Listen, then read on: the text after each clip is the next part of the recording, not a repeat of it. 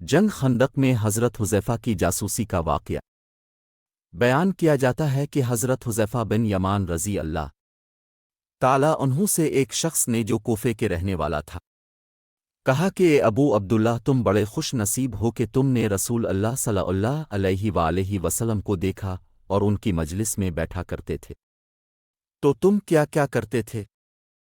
حضرت حذیفہ رضی اللہ تعالیٰ عنہ نے فرمایا واللہ ہم جان نثاریاں کیا کرتے تھے۔ نوجوان فرمانے لگے سنیے چچا اگر ہم حضور صلی اللہ علیہ وآلہ وسلم کے زمانے کو پاتے تو واللہ آپ کے پاؤں بھی زمین پر رکھنے نہ دیتے۔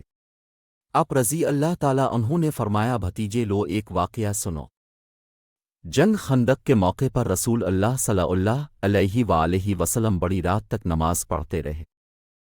فارغ ہو کر دریافت فرمایا کہ کوئی ہے جو جا کر لشکر کفار کی خبر لائے۔ اللہ کے نبی صلی اللہ علیہ وآلہ وسلم یہ وعدہ کرتے ہیں کہ وہ جنت میں داخل ہوگا۔ کوئی کھڑا نہ ہوا کیونکہ خوف کی، بھوک کی، سردی کی انتہا تھی۔ پھر اب صلی اللہ علیہ وآلہ وسلم دیر تک نماز پڑھتے رہے۔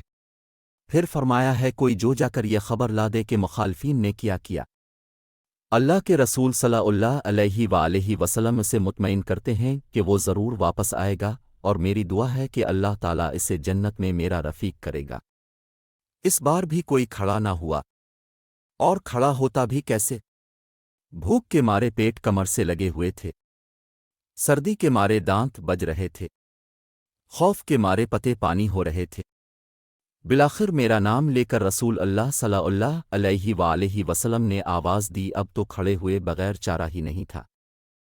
فرمانے لگے حذیفہ تو جا اور دیکھ کہ وہ اس وقت تک کیا کر رہے ہیں، دیکھ جب تک میرے پاس واپس نہ پہنچ جائے کوئی نیا کام نہ کرنا۔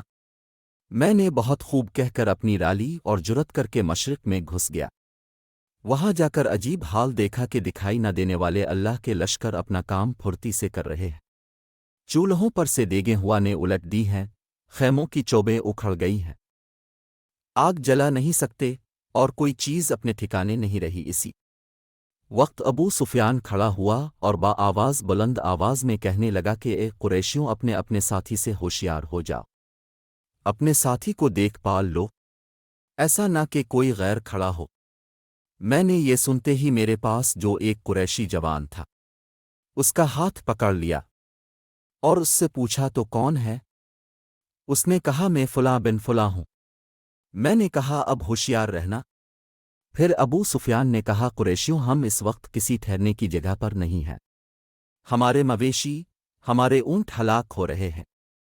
بنو قریظہ نے ہم سے وعدہ خلافی کی، اس نے ہمیں بڑی تکلیف پہنچائی، پھر اس ہوا نے ہمیں پریشان کر رکھا ہے، ہم پکا کر کھا نہیں سکتے، آگ تک جلا نہیں سکتے، خیمے اپنی جگہ ٹھہر نہیں رہے۔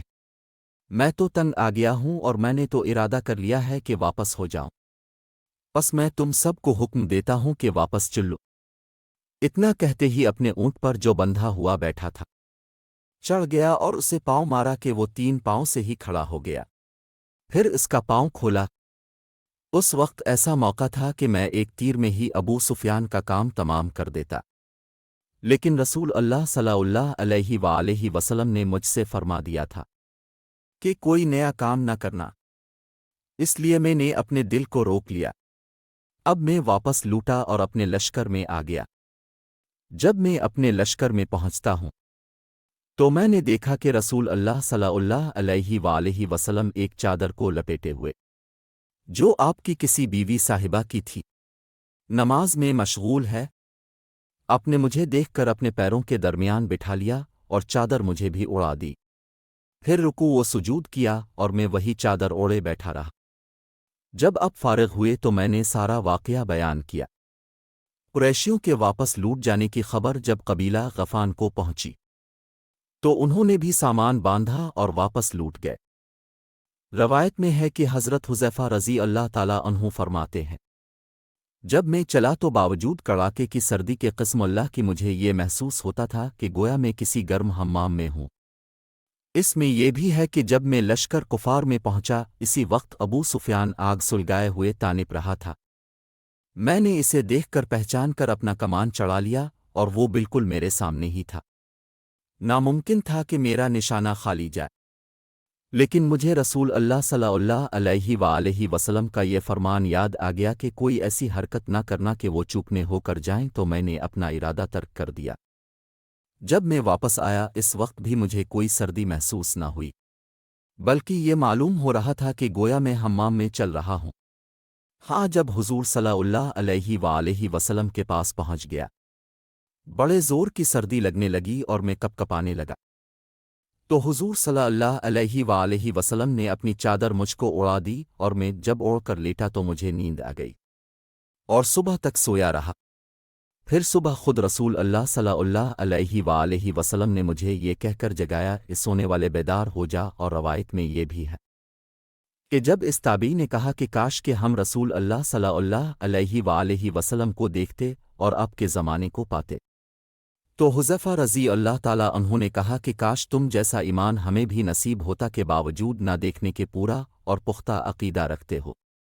दोस्तों, ऐसी मज़ीद अच्छी वीडियोज़ देखने के लिए मेरे चैनल को सब्सक्राइब कर लें और साथ लगे बेल आइकन को भी प्रेस कर लें ताकि मेरी हर नई आने वाली वीडियो का नोटिफिकेशन आपको बआसानी मिल सके।